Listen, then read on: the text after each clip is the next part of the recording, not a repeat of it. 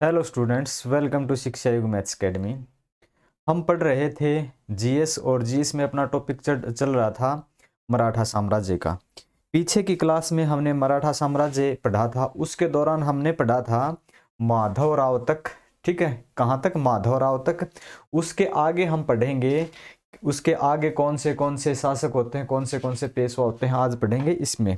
तो पीछे जब हम पढ़ रहे थे तो हमने यहां तक पढ़ा था कि 1761 में, पीछे का थोड़ा देख लेते हैं एक बार। 1761 में एक लड़ाई होती है जो बड़ी फेमस है, पानीपत की तीसरी लड़ाई। ठीक है, पानीपत की तीसरी लड़ाई। इस तीसरी लड़ाई के दौरान क्या होता है कि मराठों की हार हो जाती है। यहाँ पे क्या होता है? मराठों की हार होती है काफी ज्यादा। तो यहाँ मराठे है ना, बड़ी दुर्लभ परिस्थिति में फंस जाते हैं। और इसी दौरान जो पेशवा है, कौन है वो? बाजीराव, बालाजी बाजीराव, उनकी भी डेथ हो जाती है। और उनकी डेथ के बाद क्या होता है कि अगले जो पेशवा होते हैं उनका नाम है माधवराव। ठीक है, माधवराव। एक समय ऐसा होता है कि ऐसा लगता है कि मराठे हैं अब वो बिल्कुल पतन की ओर अग्रसर हैं, अब उनका पतन हो चुका है। पर ऐसा नहीं है कि नए जो पेशवा होते हैं माधवराव, थोड़ा सा इनके बारे में जान लेते हैं। कल थोड़ा सा पढ़ा था, आज और पढ़ लेते हैं। माधवराव आते हैं, नए पेशवा माधवराव। यहां तक तो क्या है, स्थिति है ना मराठों की, वो मजबूत होती है। एक बार तो लगता है कि 1761 के बाद कि मराठों का पतन हो गया, लेकिन माधवराव आने के बाद क्या करता है, ये इस स्थिति को फिर से सुधारता है। ये क्या करता है कि मराठा साम्राज्य का विस्तार करता है। ठीक है, इसके दौरान ये मैसूर पर भी थोड़ा कब्जा कर लेता, मैसूर। ठीक है, मैसूर से कौन थे? हैदर अली। मैसूर से थे हैदर अली। हैदर अली को भी ना ये नजराना देने के लिए विवश कर देता है। हैदर अली को नजराना देने के लिए विवश कर देता है ये। ठीक है, अब हैदर अली भी ना इसको नजराना देता। नजराना मतलब है कि या तो आप हमें पैसे देंगे, यानी कि जो आपने पीछे पढ़ा था सरदेशमुखी था, चौथकर था, नहीं तो आपके क्षेत्र पर हम आक्रमण कर देंगे। ऐसी स्थिति थी कि मराठे पतन की ओर है, फिर भी ये बंदा वापिस शक्ति को लौट आता है। ठीक है, और क्या करता है ये जो नवा, वो क्या नाम था उसका, निजाम, हैदराबाद का निजाम। ठीक है ना, हैदराबाद के निजाम को भी हरा देता है ये। देखो, जहां से एक बार लग रहा है कि स्थिति खराब है, लेकिन उसके बाद क्या है, ये हैदराबाद के निजाम को हरा देता है। अब वापिस स्थिति मजबूत होती जा रही है।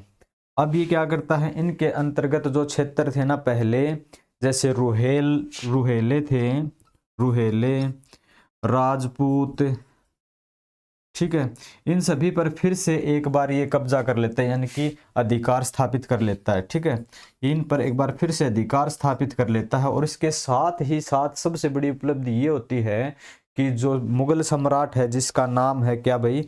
बादशाह। क्या नाम है? बादशाह शाह आलम द्वितीय। ठीक है, शाह आलम द्वितीय। ये शाह आलम द्वितीय है ना, ये शाह आलम द्वितीय अंग्रेजों के पेंशन भोगी हैं। ठीक है, शाह आलम द्वितीय है, शाह आलम द्वितीय ये अंग्रेजों का पेंशन भोगी है। ठीक है, अंग्रेजों का पेंशन भोगी है ये, अंग्रेजों की पेंशन से अपनी जिंदगी गुजार रहा है। अब ये बंदा आके क्या करता है कि कहता है कि भाई कोई बात नहीं, बादशाह, बादशाह क्या नाम है? शाह आलम द्वितीय। कोई बात नहीं, आप अंग्रेजों के विवश, आप अंग्रेजों की दया में मत रहो, आप हमारे साथ चलो वापस दिल्ली। आपको पेंशन हम देंगे, आप चलो दिल्ली पर शासन करते हैं। और ये इसको कहाँ पे वापिस दिल्ली ले आता है। ठीक है ना, दिल्ली ले आता है भाई।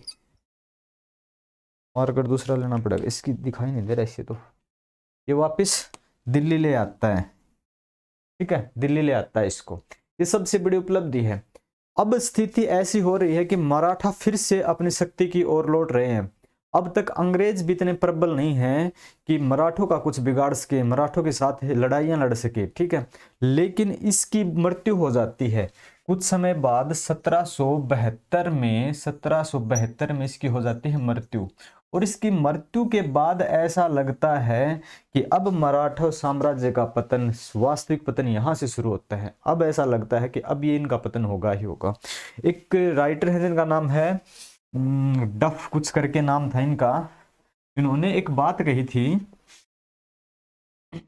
ग्रांट डफ है एक कैंडिडेट, अंग्रेज अधिकारी हैं या कुछ भी हैं, ग्रांट डफ।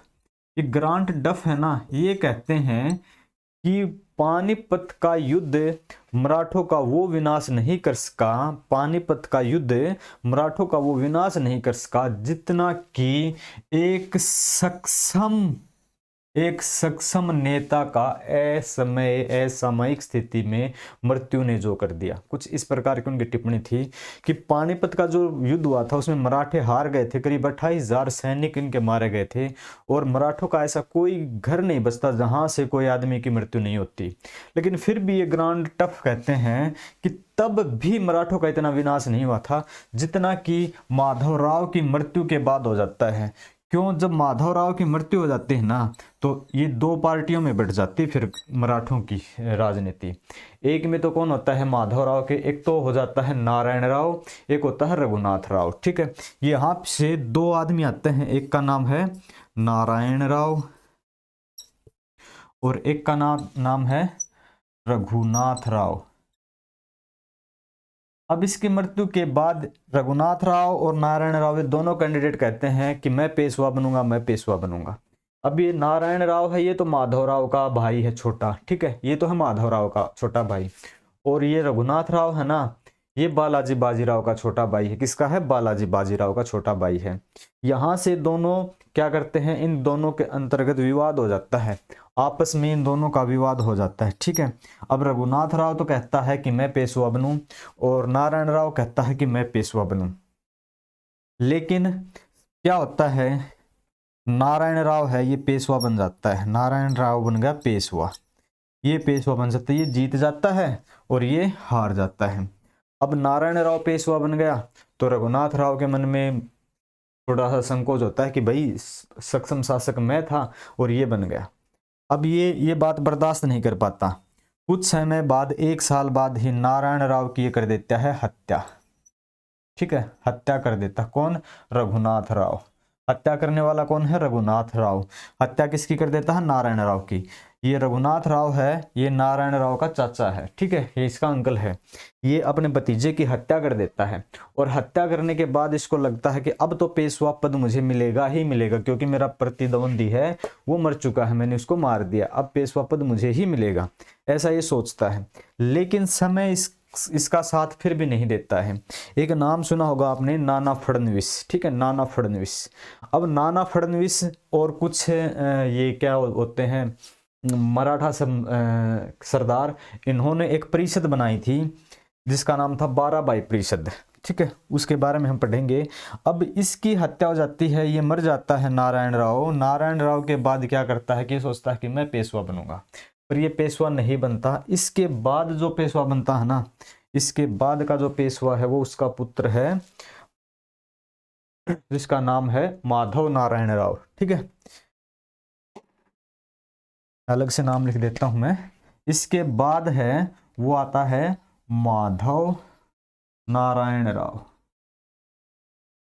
माधव नारायण राव कौन? इसका पुत्र है नारायण राव का।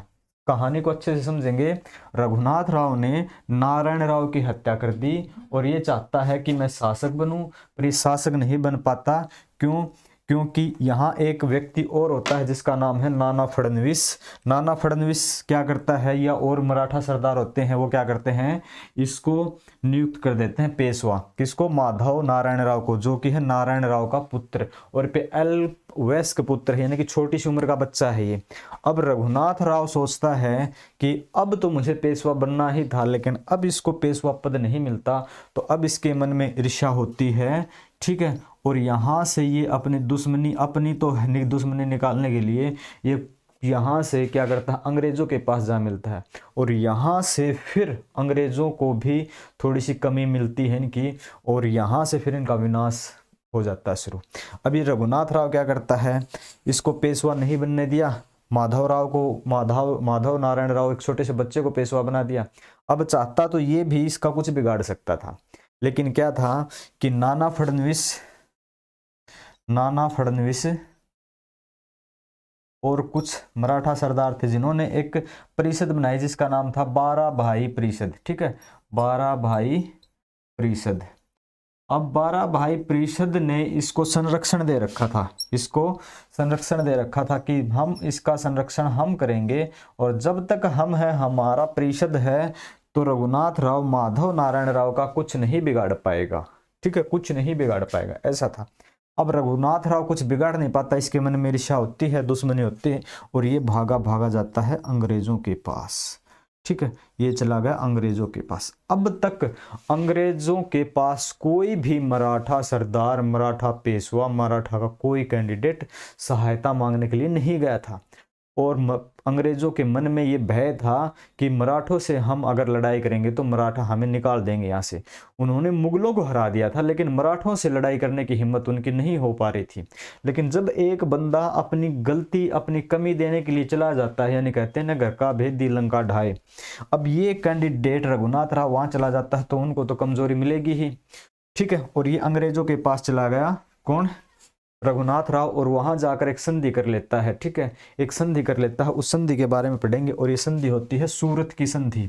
ठीक है, ये संधियां बहुत होंगी यहाँ पे, ये एक संधि होगी सूरत की संधि, सूरत की संधि। अब पढ़ेंगे सूरत की संधि के बारे में। ठीक है, अभी वहां जाकर कर लेता है सूरत की संधि, और इस सूरत की संधि से प्रथम आंग्ल मराठा युद्ध का, मतलब प्रथम आंग्ल मराठा युद्ध की नींव रखी जाती है, यहां से फिर वो शुरुआत होती है। ठीक है, अब पढ़ेंगे हम सूरत की संधि के बारे में। अगर आपने ये क्लास नहीं देखी है, एक बार नहीं समझ में आए तो दोबारा रिपीट करके देख सकते हो, और पीछे की क्लास आप जब तक नहीं देखोगे तो आपको ये अच्छे से समझ में भी नहीं आएगी, तो वो भी देख लेना। एक बार मैं इसको फिर से रिपीट कर देता हूँ। जब 1761 की लड़ाई होती है, उसमें मराठे हार जाते हैं, उसके आगे का जो पेशवा होता है उसका नाम माधव राव होता है। माधव राव है, करीब 17 साल का ही लड़का है, और ये अच्छा सेनापति भी है, और सेनापति होने के साथ साथ ये अच्छा नेता भी है, राजनेता भी, इसको राजनीति भी अच्छी आती है। ये क्या करता है, अपने शासनकाल के दौरान मुगल बादशाह शाह आलम द्वितीय को भी अपने एक पास ले आता है, दिल्ली में रख देता है, दिल्ली में रहो, आप शासन करो, दिल्ली में पेंशन हम देंगे, अंग्रेजों से पेंशन लेने की आवश्यकता नहीं है।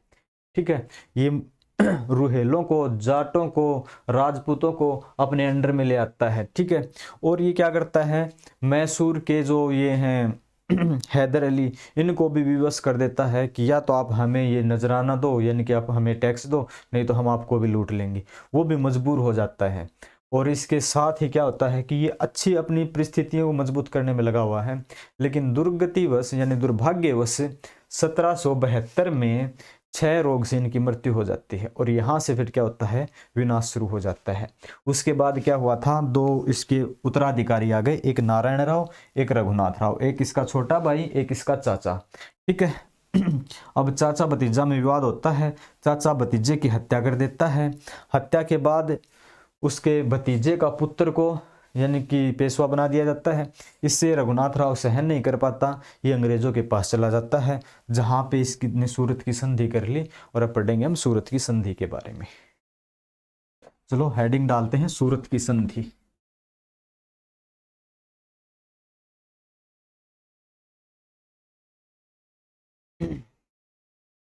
अब पढ़ेंगे हम सूरत की संधि।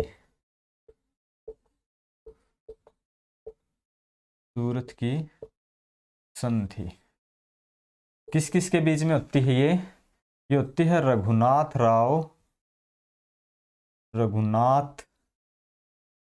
राव प्लस में कौन है, अंग्रेज। ठीक है, और अंग्रेज कहाँ के, बम्बई के। यहाँ बम्बई क्यों लिखा, क्योंकि यहाँ पे ना बम्बई और कलकत्ता में दोनों जगह अंग्रेजों का अधिकार है, जबकि ये दोनों विरोध, एक दूसरे के कई बार विरोध भी करते हैं। कोई फैसला बम्बई की अंग्रेजी सरकार कर लेती है, उसका विरोध कलकत्ता की अंग्रेजी सरकार करती है। कई बार कलकत्ता की अंग्रेजी सरकार फैसला कर लेती है, तो क्या होता है कि बम्बई की अंग्रेजी सरकार विरोध करती है। ऐसी ऐसी घटनाएं यहाँ देखने को मिलेंगी। तो इसी के आधार पे हम देखते हैं रघुनाथ राव के बारे में। इसने सूरत की जो संधि की है, इस संधि में क्या किया, इसने कहा कि भाई मैंने आपको अंग्रेजों से कहा कि बसीन एक क्षेत्र है, बसीन का क्षेत्र, ठीक है, बसीन का क्षेत्र सालसेट का क्षेत्र, थाने का क्षेत्र, ये तीनों क्षेत्र मैं अंग्रेजों को यानी कि आपको मैं दे दूंगा। अंग्रेजों को देने के लिए ये राजी हो गया। आप मुझे पेशवा बनवा दो, मैं आपको बसीन का क्षेत्र, सालसेट का क्षेत्र और थाने का क्षेत्र, तीनों क्षेत्र आपको मैं दे दूंगा। अब इतना है तो अंग्रेज भी तो खुश होंगे फिर। अब क्या करता है, इसके साथ ये कहता है कि मैं आपको इसके साथ ही सूरत और भड़ोच, ठीक है, ये जगह का नाम है भड़ोच, यहाँ से जो राजस्व आएगा ना, जो टैक्स आता है, जो पैसे आते हैं, इस राजस्व में से भी आपको हिस्सा दे दूंगा, राजस्व भी दे दूंगा। यहाँ राजस्व से भी ये 2-3 क्षेत्र तो आपके हो जाएंगे, इस यहाँ तो आप शासन करो। और इसके साथ क्या है, भड़ोच और सूरत, सूरत और भड़ोच का राजस्व है वो भी मैं आपको दे दूंगा, ठीक है। इतना ये राजी हो जाता है, इसके लिए खुश हो जाता है। और इसके लिए क्या करता है कि मुझे आप पेशवा बनवा दो। अब इस संधि पे अंग्रेज हो जाते हैं खुश। अब अंग्रेज खुश हो जाएंगे तो ये चलेंगे फिर युद्ध करने के लिए। लेकिन जब इस संधि के बारे में कलकत्ता की अंग्रेजी सरकार को पता चलता है, कलकत्ता की अंग्रेजी सरकार, ठीक ना, जब कलकत्ता की अंग्रेजी सरकार को पता चलता है कि बंबई की अंग्रेजी सरकार ने ये मराठों के साथ ये संधि की है, तो ये क्या करते हैं, कलकत्ता की अंग्रेजी सरकार इसका विरोध करती है कि नहीं, ऐसा नहीं होना चाहिए, हम नहीं मानते, ठीक है।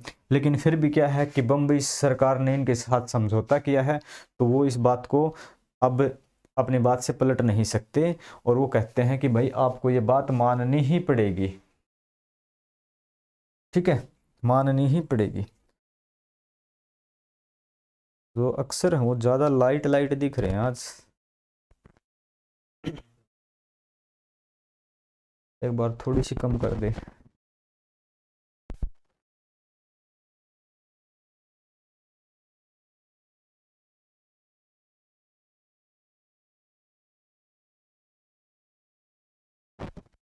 अब सही से दिखाई दे रहे होंगे, आप सही से दिख रहे हैं।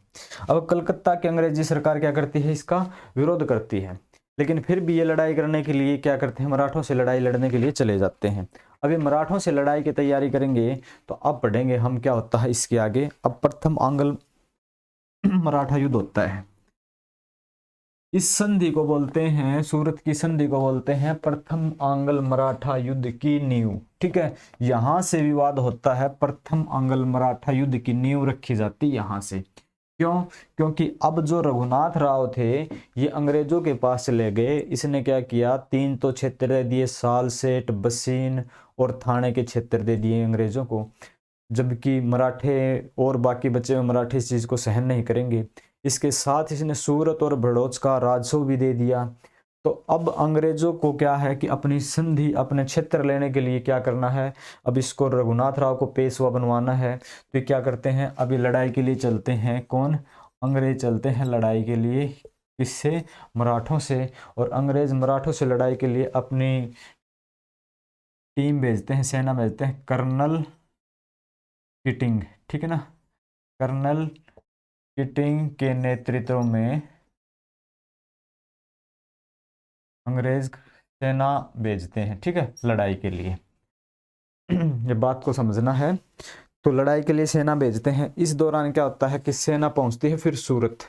जब अंग्रेजी सेना सूरत पहुंचेगी लड़ाई के लिए, उसको पेशवा बनवाने के लिए, अंग्रेजी सेना पहुंचती है कहाँ पे, सूरत। जब अंग्रेजी सेना सूरत पहुंची तो मराठों ने इसका किया विरोध। किसने? मराठों ने। आप हमारे क्षेत्र में नहीं आओगे, मराठों ने इसका विरोध किया। अब मराठे इसका विरोध कर रहे हैं। अंग्रेजी सेना ने अपना दावा पेश किया है कि हमने आपके पेशवा के साथ, हमने किसके, यानी क्या नाम था उसका, रघुनाथ के साथ हमने एक संधि कर रखी, हमारी शर्त है, हमें उसको पेशवा बनाना है और जिसके बदले हमें ये चाहिए। अब ये विरोध करेंगे तो इन दोनों की लड़ाई हो जाएगी। और ये लड़ाई होती है, जहाँ का जो क्षेत्र है इनकी लड़ाई होती है फिर आर्स के मैदान में, ठीक है, आर्स के मैदान में, आर्स के मैदान में दोनों सेनाएं आपस में लड़ती हैं, दोनों की लड़ाई होती है जिसमें मराठों की हार हो जाती है। आर्स के मैदान में पहला आंग्ल मराठा युद्ध है ये। हम जो पढ़ रहे इसकी हेडलाइन ही डाली थी क्या, ये था अपना प्रथम आंग्ल मराठा युद्ध। ठीक है, ये प्रथम आंग्ल मराठा युद्ध है नंबर 1। ये प्रथम आंग्ल मराठा युद्ध में क्या हुआ था कि अंग्रेज जिस संधि के तहत प्रावधान कर चुके थे उस संधि के तहत कर्नल किटिंग के नेतृत्व में सेना भेजते हैं। तो सेना जब सूरत पहुंची तो मराठों ने इसका विरोध किया, और मराठों ने विरोध किया तो मराठों की और अंग्रेजों की लड़ाई होती है किस, आरस के मैदान में, और इस मैदान में मराठा हार जाते हैं। ठीक है, मराठा हार जाते हैं। अब मराठा हार जाते हैं तो मराठा हार जाने के बाद विवश हो गए और यहाँ से एक संधि करते हैं जिसको बोलते हैं पुरंदर की संधि, और हारने के बाद इस लड़ाई का अंत होता है पुरंदर की संधि के साथ। ठीक है, ये लड़ाई अभी समाप्त नहीं हुई है, ये 2-3 बार लड़ाई होगी। प्रथम आंग्ल मैसूर युद्ध में 2-3 बार संधियां होंगी, लड़ाइयाँ होंगी। यहाँ से सिर्फ इतना ही नहीं है कि एक बार लड़ाई हो गई संधि होगी, बहुत डिटेल में समझना इसको। ये होता पुरंदर की संधि। ठीक है, पहली बार जब लड़ाई हुई तो ये हो जाती है पुरंदर की संधि के साथ समाप्त। अब पुरंदर की संधि के बारे में पढ़ेंगे कि पुरंदर की संधि के दौरान क्या क्या कंडीशन रखी गई थी, और फिर पुरंदर की संधि हो जाती है वो कौन विरोध करता है, क्या क्या होता है, ये सब हम पढ़ेंगे। ठीक है, तो इसमें क्या हुआ आगे पढ़ेंगे हम पुरंदर की संधि। तो यहाँ तक तो आप समझ गए होंगे। मैं अब लिख देता हूँ हेडलाइन क्या थे। अंग्रेज किटिंग के नेतृत्व में सेना भेजते हैं, सूरत में विरोध होता है, आरस के मैदान में लड़ाई होती है, मराठा हार जाते हैं, हारने के बाद पुरंदर की संधि होती है। अब पढ़ेंगे हम पुरंदर की संधि।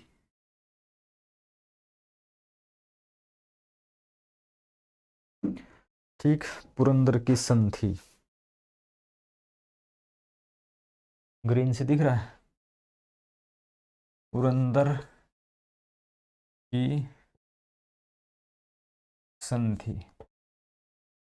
पुरंदर की संधि जो होती है ये होती है भाई पूना दरबार और कलकत्ता की अंग्रेजी सरकार। पुरंदर की संधि होती है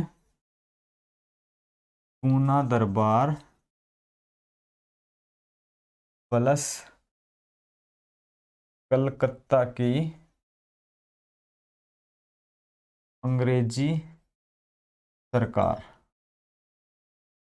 अब कलकत्ता की अंग्रेजी सरकार और पुरंदर की, इसमें पुरंदर की संधि में कलकत्ता की तो अंग्रेजी सरकार है। अब बंबई की अंग्रेजी सरकार संधि नहीं कर रही है।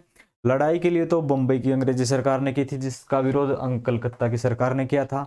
अब लड़ाई जीत गए तो अब फैसला पूना दरबार के साथ कौन करेगा, कलकत्ता की अंग्रेजी सरकार करेगी, जिसका विरोध कुछ जताया जाएगा। ठीक है, थोड़ी सी इंक डाल लेते हैं। अब कलकत्ता की अंग्रेजी सरकार ने अगर ये फैसला किया है तो अब बंबई की अंग्रेजी सरकार भी इसका विरोध करेगी। अब इस संधि में क्या हुआ था, अब पूना दरबार ने क्या कहा कि रघुनाथ, ठीक है, रघुनाथ राव की सहायता अब अंग्रेज नहीं करेंगे। ठीक है, अंग्रेज नहीं करेंगे। चलो अंग्रेजों ने मान लिया, लेकिन अंग्रेज कहते हैं कि चलो आपकी ये शर्त तो हमने मान ली, लेकिन आपके 3 क्षेत्र थे जो बसीन, सालसेट और थाने थे वो तो हमारे रहेंगे। तो ये क्या कहते हैं कि इतना तो हम नहीं देंगे, बसीन और थाने न, सालसेट और थाने हम आपको दे देते हैं। ठीक है, क्योंकि हारे हुए हैं तो कुछ तो देना पड़ेगा इनको जीते हुए को। सालसेट और थाने अंग्रेजों को दे दिए जाते हैं। ठीक है, सालसेट और थाने अंग्रेजों को दे दिए जाते हैं। ठीक है, ये बात भी ठीक हो गई। और इसके बाद क्या है, इसके बाद होता भाई इस संधि का विरोध फिर बंबई सरकार विरोध कर देगी। ठीक है, बंबई सरकार इसका विरोध कर देगी। मैंने बताया था वो जब वो फैसला होता है तो वो सरकार, जब वो फैसला होता है तो, ठीक है, बंबई सरकार इसका विरोध करेगी। बंबई सरकार इसका विरोध करती है, और इसका विरोध बंबई सरकार करती है तो बंबई सरकार ये नहीं सहन नहीं कर पाती कि हमने जो क्षेत्र जीते थे, 3 क्षेत्र लिए थे, सालसेट, थाने और बसीन। ठीक है, उसमें से आपने एक क्षेत्र छोड़ दिया ऊपर से हमने सूरत और भड़ोच का राजस्व भी ले लिया था, आपने वो भी नहीं लिया। किसको कहते हैं? कलकत्ता सरकार को। अभी क्या करते हैं, बंबई सरकार इस चीज का विरोध करेगी और ये क्या करते हैं, मराठों से लड़ाई लड़ने के लिए चले जाते हैं। अभी फिर भी इनके मन में होता है कि नहीं, हम ये तो नहीं मानेंगे। अब बंबई सरकार लड़ाई के लिए तैयार होती है। बंबई यानी कि बंबई की जो सरकार है, अंग्रेजी सरकार, ठीक ना, बंबई की अंग्रेजी सरकार मराठों से लड़ाई के लिए तैयार हो जाती है। और ये लड़ाई होती है, ठीक है, किस किस के? बंबई सरकार वर्सेस मराठा, ठीक है। ये फिर से लड़ाई करने के लिए चले जाते हैं और ये लड़ाई होती है फिर आपकी तालगांव में, ठीक है। तालगांव में जाकर इन दोनों की लड़ाई होती है। क्षेत्र जिसका नाम है तालगांव, तालगांव में इनकी लड़ाई हो जाती है। किसकी? बंबई की अंग्रेजी सरकार और मराठों की। यहाँ फिर मराठे इनको पीट देते हैं अंग्रेजों को। ये तो पिट गए और ये जीत गए, ठीक है ना। अब ये जीत गए तो अब जीतने के बाद ये अवसर देख रहे थे जीतने का। अब ये जीत गए तो अंग्रेजों को अब पीट चुके हैं, तो अब अपने क्षेत्र तो वापस लेंगे ही। अब ये कहते हैं कि नहीं, आप हमारे क्षेत्र लेके गए थे, अब आप पिट गए हमसे, हमें अपने क्षेत्र वापस चाहिए। तो अब क्या हुआ, तालगांव में हारने के बाद अंग्रेज अब ये एक संधि करते हैं जिसको बोलते हैं बड़गांव की संधि, ठीक है। अब क्या करें, तालगांव के बाद एक संधि होती है जिसका नाम है बड़गांव की संधि, ठीक है, बड़गांव की संधि, ठीक है, बड़गांव की संधि, ये संधि होती है। अब पढ़ेंगे हम बड़गांव की संधि के बारे में कि बड़गांव की संधि क्या है, ठीक है। बड़गांव की संधि के बारे में पढ़ेंगे। बड़गांव की संधि क्यों हुई थी, एक बार फिर से रिवाइज कर लेते हैं थोड़ा सा। प्रथमांगल मैसूर युद्ध होता है, ठीक है। युद्ध क्यों होता है? क्योंकि रघुनाथ राव और बंबई की अंग्रेजी सरकार के बीच में एक संधि होती है, सूरत की संधि। उसके बाद जो विवाद होता है उससे कौन सा होता है? ये विवाद होता है प्रथम आंग्ल मराठा युद्ध। प्रथम आंग्ल मराठा युद्ध के बाद मराठे हार जाते हैं, जिसमें एक संधि होती है पुरंदर की संधि। पुरंदर की संधि होती है पूना दरबार और कलकत्ता की अंग्रेजी सरकार के बीच में, ठीक है। और यहाँ से फिर रघुनाथ राव की इस संधि में तो रघुनाथ राव की सहायता अंग्रेज नहीं करेंगे और सालसेट और थाने अंग्रेजों को दे दिए जाएंगे। ये इस चीज़ का विरोध करती है कौन? बंबई सरकार, कि आपने हमारा क्षेत्र वापस दे दिए। अब अंग्रेजी सरकार है बंबई की, ये इस बात को सहन नहीं करती, बोलते हैं कि हम मराठों से अपना क्षेत्र वापस लेंगे। और ये बंबई सरकार और मराठा फिर से एक बार लड़ाई करने लगते हैं और यह है तालगांव की लड़ाई। इस लड़ाई में बंबई सरकार यानी कि अंग्रेजों की बंबई सरकार वो हार जाती है। हारने के बाद एक समझौता होता है, एक संधि होती है जिसको बोलते हैं बड़गांव की संधि। और अब पढ़ेंगे हम बड़गांव की संधि के बारे में, ठीक है।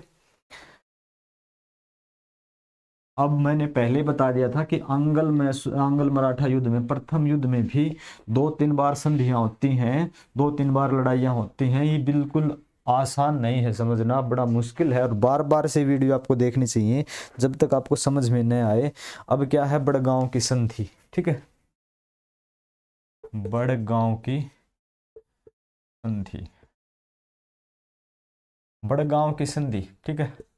बड़गांव की संधि के दौरान मराठे क्या कहते हैं कि 1773 के बाद 1773 के बाद अंग्रेजों ने हमारे जो भी क्षेत्र जीते हैं वो आप वापस चाहिए हमें, ठीक है। 1773 के बाद अंग्रेजों के द्वारा जीते क्षेत्र वापस हो जाते हैं, अंग्रेजों के द्वारा जीते हुए क्षेत्र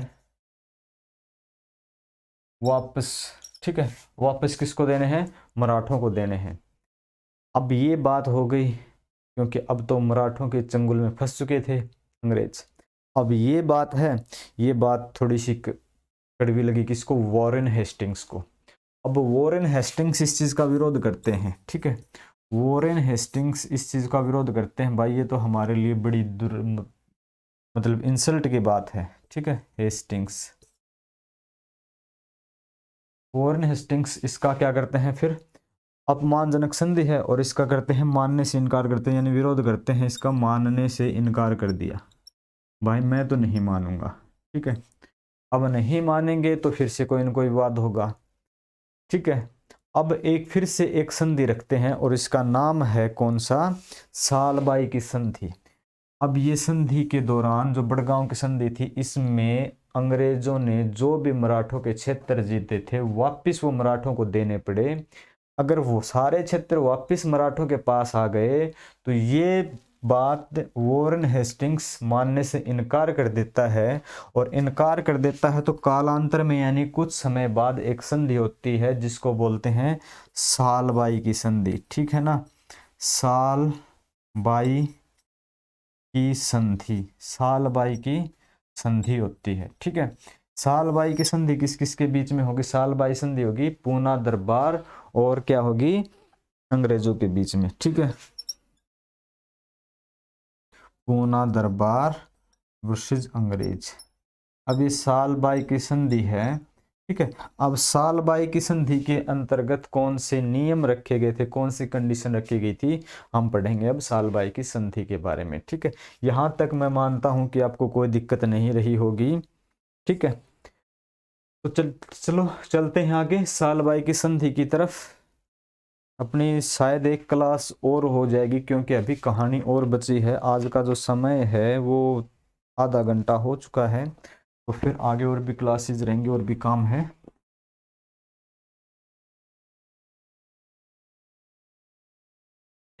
अब है कौन सी अगली? सालबाई की संधि, सालबाई की संधि। ठीक है, सालबाई की संधि हो जाती है और ये किसकी सहायता से होती है? ये होती है महादजी सिंधिया के नेतृत्व में। महादजी सिंधिया आते हैं बीच में इनकी संधि करवाने के लिए, मराठों के और अंग्रेजों के बीच में ये संधि हो जाती है। और इस संधि के बाद क्या होता है कि पेशवा है उसको ये मान लेते हैं कि पेशवा को पेंशन देने के लिए कंपनी राजी हो जाती है। ठीक है, उसके बाद क्या है कि एक और युद्ध होता है, दूसरा द्वितीय युद्ध होता है, बाजीराव द्वितीय आ जाता है। एक तृतीय युद्ध होता है, तृतीय युद्ध के बाद पेशवा पद को समाप्त कर दिया जाता है। और ये सभी बातें जानने के लिए आप देखिए कल की क्लास।